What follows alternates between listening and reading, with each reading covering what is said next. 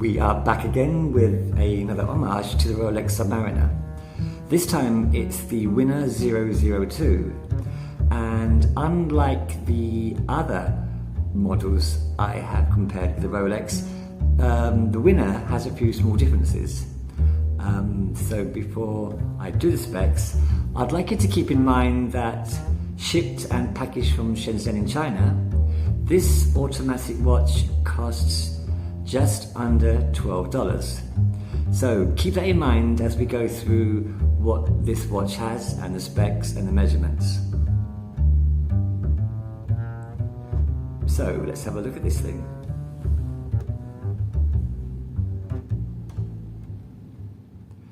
Good day to you all and welcome back to another BBW review. So as I mentioned in the introduction, the just under $12 price tag. That is mentioned as a way to try and qualify the downsides or compromises that this watch had to make to meet such a budget price. So jumping straight into the measurements, you have a 39.5mm diameter dial. So the first thing is it's slightly smaller than other homage watches of the Submariner. You have a 20mm lug width, which is standard there. But you have a 48mm lug length, which I'd guess is about 2 or 3 millimeters shorter than most homage watches.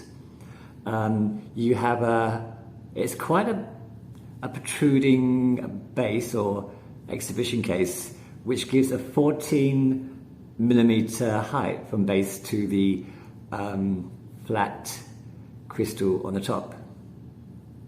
And the weight, including the supplied strap, is 112 grams. Now the homage, I think they'd call this the Coke or the Coca-Cola because of the bezel colours, the black and the red. Now, most things about this watch are pretty standard to any other homage, any other automatic Submariner homage. Let's go over this very quickly. On to the dial. You have a matte black dial with dots all around, which are bordered in metal. At the 6-9, you have battens, also bordered in metal.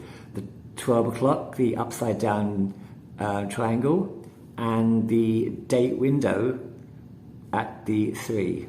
The magnification, I'd guess, is about 1.5.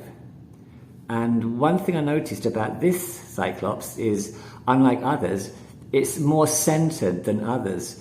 Other homage watches that I have, the Cyclops is usually too far left or too far right. But this is pretty centered, so that's quite good there. Onto the side, you have a standard 5.5mm crown. It has a nice action. It's quite reassuringly stiff, but I find most automatics have the same or similar action to this. The handset, standard again, the Mercedes hour with the stick hand minute and the lollipop second, all loomed, as are the applied markers all around. Now the bezel, let's have a twist of this bezel. It's a bit stiff. Actually, it's not stiff. They fixed it. Now, I'm guessing this is the compromise they had to make. It's not actually joined or part of the original case. It is independent. They've done everything they needed to, but they just didn't put the ratcheting system down. So there it is, but you just can't turn it.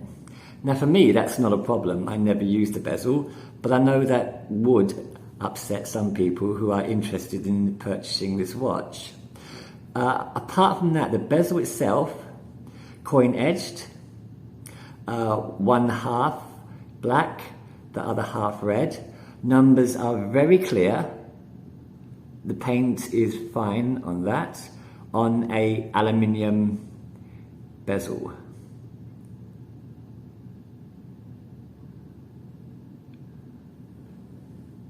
over onto the back, you have a Tongji or a Tongji derivative beating at 21,600 beats per minute. You have a bidirectional rotor, which is not too stiff. Many of these I find too stiff, but this one swings okay. The case itself is stainless steel. It actually is a screw down. There's no markings for any other details, so I'm guessing it's a standard 13 meters water resistance.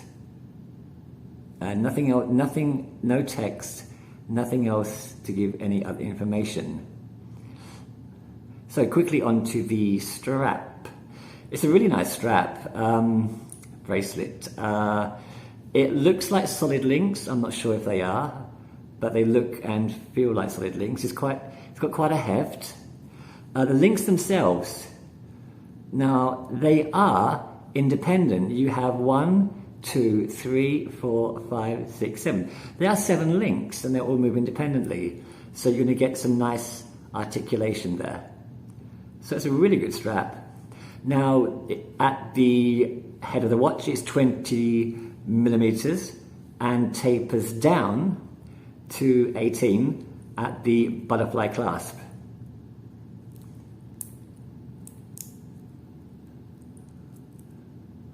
I keep doing that. Bit of a gap there, but that's fine.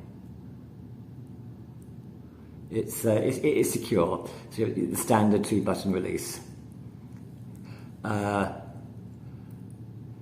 You have a pin system for resizing the strap. I've pulled mine down to the last ones because I have a 6.5-inch wrist. Yeah, that is a really good strap. I like that a lot. They didn't compromise at all on this, I don't think. The matching to the case, it's not too bad. Usually you'll get a much darker strap and a much blingier, brighter case, but this one there looked pretty similar in hue, so that's fine there. And there you have it, a quick review, because this is a Rolex Submariner homage, and from one brand to another they're all pretty much the same, although as I mentioned this does have a few differences. The one thing I like most about it is the size. It's where most homages have the 41 millimeter dial, this has a 39. And even though this is just 1 millimeter difference, it does feel and look a lot more compact on the wrist, and which I like. It gives it a more solid feeling, and there's no overhang at all. Before I finish, I'd like to give you a quick wrist shot of this. So here it is face on. On video, it doesn't look much smaller than other Submariner homages, but in the real, it does and feel much smaller.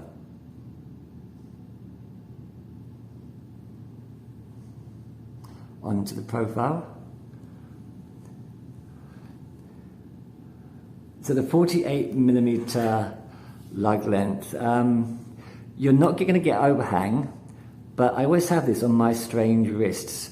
On the left side of the wrist, I always get a much bigger gap than on the right side. I'm not blaming the watch, I'm blaming my anatomy there. But generally it does fit and look okay.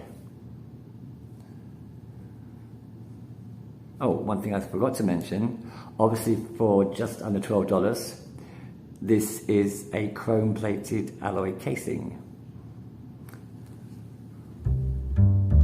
So there we have it, the winner 002,